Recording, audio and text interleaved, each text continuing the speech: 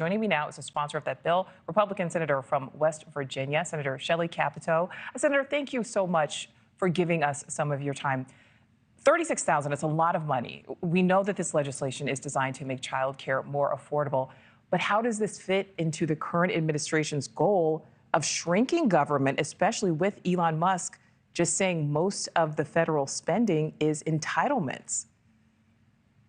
Well, I think we shouldn't be thinking of this as an entitlement expansion. What we're trying to do is obviously get more people into the workforce and also to make sure that our young people, our children, are cared for by professionals that in the best circumstances that a family can afford.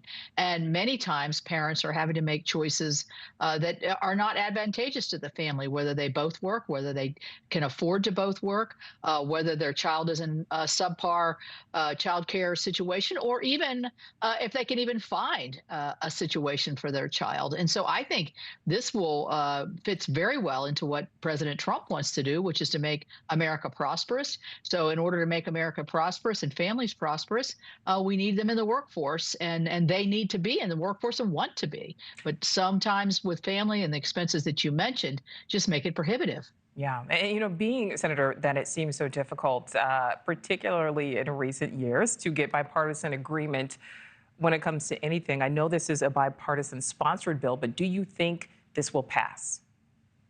Well, I think it's a discussion well past due. The last time we really looked at what kind of tax credits we're offering for child or dependent care has been several, as much as a decade ago.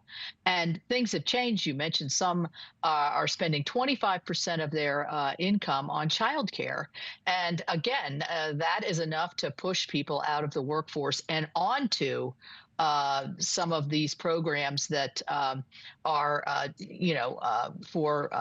to sustain families that are government funded.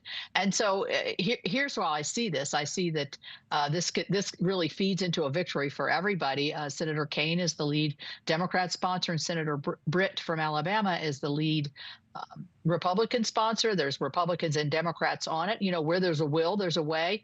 And this is an area that I think both parties are very, very interested in. And Senator, I can't have you here and not ask about the fact that we are once again on the cusp of a potential government shutdown. There is so much happening right now. Do you think that this House Republican drafted government funding bill will move forward?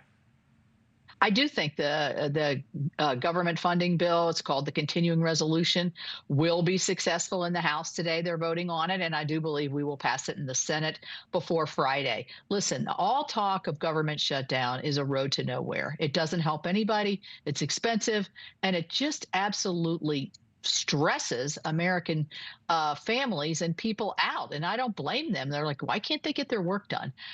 So we're pressed up against the deadline because Senator Schumer did not put this onto the agenda in December when we should have passed it. So I look forward to having that passed this week, and we'll have that relief until the end of September.